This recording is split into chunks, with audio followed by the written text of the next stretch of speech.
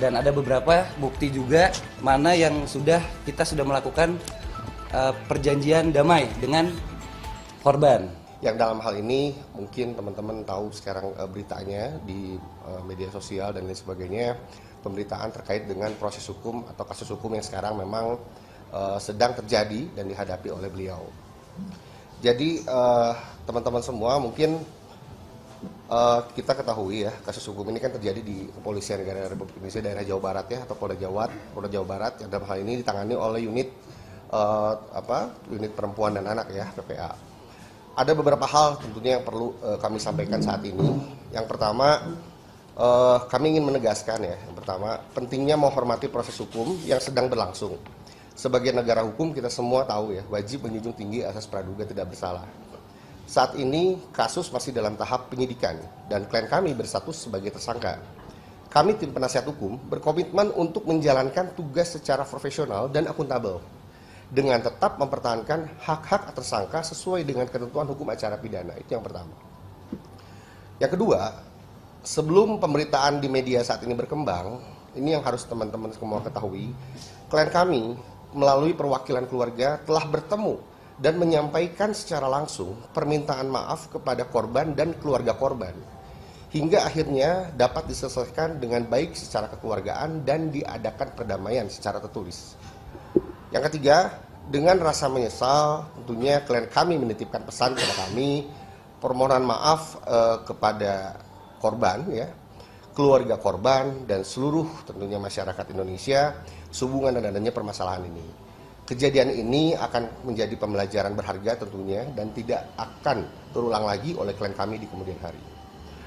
Bahwa klien kami juga tentunya bersedia bertanggung jawab di depan hukum dan akan menerima konsekuensi atas perbuatannya, termasuk konsekuensi terburuk di dalam rumah tangganya. Lalu yang keempat, terkait dengan informasi yang beredar di media sosial tentang kediaman atau alamat rumah klien kami yang berlokasi di luar Pulau Jawa, itu saat ini adalah tidak benar. Ya. Sejak tahun 2012, klien kami itu kediamannya sudah pindah dan menyewa apartemen di Kota Bandung. Lalu selanjutnya kami juga harus kami sampaikan ya, permohonan maaf pada seluruh masyarakat Indonesia agar tidak menghakimi ya. Kami minta tolong seluruh masyarakat Indonesia agar tidak menghakimi dan menyebarluaskan identitas pribadi berupa foto dan atau data pribadi lainnya di media sosial dari istri atau juga keluarga dari klien kami sendiri. Karena mereka tentunya kan tidak bersalah dalam hal ini dan mereka juga tidak turut serta dalam permasalahan yang sedang dihadapi oleh klien kami ini. Jadi tolong agar seluruhnya tidak menyebarluaskan data-data foto pribadi segala macam, keluarga maupun dari istrinya maupun dari klien kami sendiri. Lalu berikutnya kami juga perlu sampaikan ya. Kami ingin menyampaikan teguran-teguran keras ya kepada pihak-pihak yang telah menyebarluaskan. Ini kami lihat ada beberapa berita dan informasi di media sosial yang tidak benar dan tidak mendasar. Secara hukum kami memandang beberapa pemberitaan tersebut yang beredar telah mencampur adukan antara fakta dan opini, bahkan cenderung menghakimi klien kami hingga dapat mengancam objektivitas proses hukum yang sedang berjalan ini. Kami meminta agar semua pihak menghormati prinsip subjudicial rule, ya, di mana perkara yang sedang dalam proses peradilan tidak seharusnya dikomentari secara publik dengan cara yang dapat mempengaruhi proses ataupun hasil peradilan tersebut. Kami khawatir seperti itu.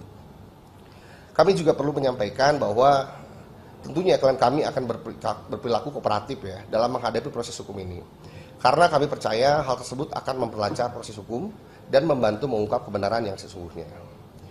Kami juga menyampaikan apresiasi yang sebesar-besarnya kepada unit perlindungan perempuan dan anak Kepolisian Negara Republik Indonesia daerah Jawa Barat yang telah bekerja dengan prediktif, responsibilitas, dan juga transparansi berkeadilan, serta menjunjung tinggi dan menghargai hak-hak hukum pada klien kami. Kepada korban dan pihak-pihak yang terdampak akibat dari kasus ini, kami selaku penasihat hukum menyampaikan permohonan maaf juga yang mendalam dan sebesar-besarnya, khususnya untuk Kementerian Kesehatan Republik Indonesia, Kementerian Pendidikan Republik Indonesia, Rumah Sakit Umum Pemerintah Hasan Sadikin Bandung, Universitas Pajajaran, dan Ikatan Dokter Indonesia atas pemberitaan yang saat ini terjadi di masyarakat situasi ini tentunya tidak mudah juga ya diterima oleh klien kami dan semua pihak dari keluarga klien kami juga. Kami berharap proses hukum ini tentunya dapat berjalan dengan adil, transparan, dan memberikan keadilan bagi semua pihak. Mungkin sebagai penutup, kami mengingatkan bahwa dalam sistem hukum kita semua orang sama di hadapan hukum ya, dan semua orang juga memiliki hak untuk mendapatkan pembelaan hukum sampai dengan adanya putusan pengadilan yang berkekuatan hukum tetap. Prinsip fundamental ini tentunya harus dijunjung oleh semua elemen masyarakat Indonesia. Mungkin kita akan membuka beberapa bukti gitu yang mungkin sedikit mengganggu gitu. Ada beberapa yang mempost foto-foto istri dari klien kami gitu ya. Mungkin saya perlihatkan sebentar ya. Nah, ini ada foto istrinya. Wajahnya tidak tertutup ya. Wajahnya tidak tertutup ya. Untuk teman-teman semua yang kita minta tolong jaga privasi untuk istrinya gitu. Itu sih. Dan pihak dari istri klien kami juga merasa terganggu gitu. Itu.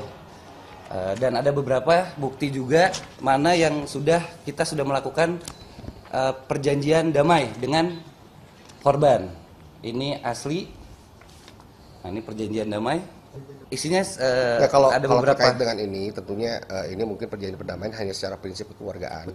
Dia intinya dari pihak korban pelaku meminta maaf kepada korban, dan begitu juga terkait dengan perbuatannya ya dia mungkin tidak akan memperpanjang permasalahan dan sebagainya. Hanya itu aja. Gitu. Tapi yang paling penting yang tadi terkait dengan adanya berita-berita yang muncul tadi, ada beberapa berita juga termasuk yang tadi saya lihat ada beberapa baru juga berita itu muncul.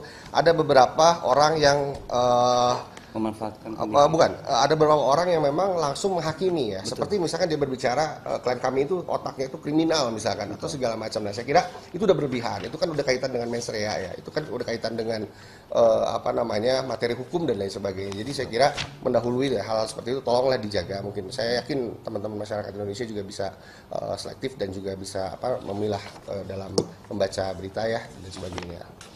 Gitu. Ya saat ini sih kami berharap ya, semua serahkan saja, kita jalani proses hukum ini. Kami selaku penasihat hukumnya tersangka ya, kami akan tentunya akan kooperatif membantu membantu hak-haknya daripada tersangka, dan kami akan kawal juga proses ini gitu kan sampai dengan akhirnya mempunyai putusan ya. Mungkin teman-teman nanti bisa ikuti prosesnya. Meskipun di persidangan nanti akan tertutup ya, karena ini tindak pidananya bukan tindak pidana umum ya yang bisa dilihat oleh orang masuk media ke dalam ruang sidang mungkin itu.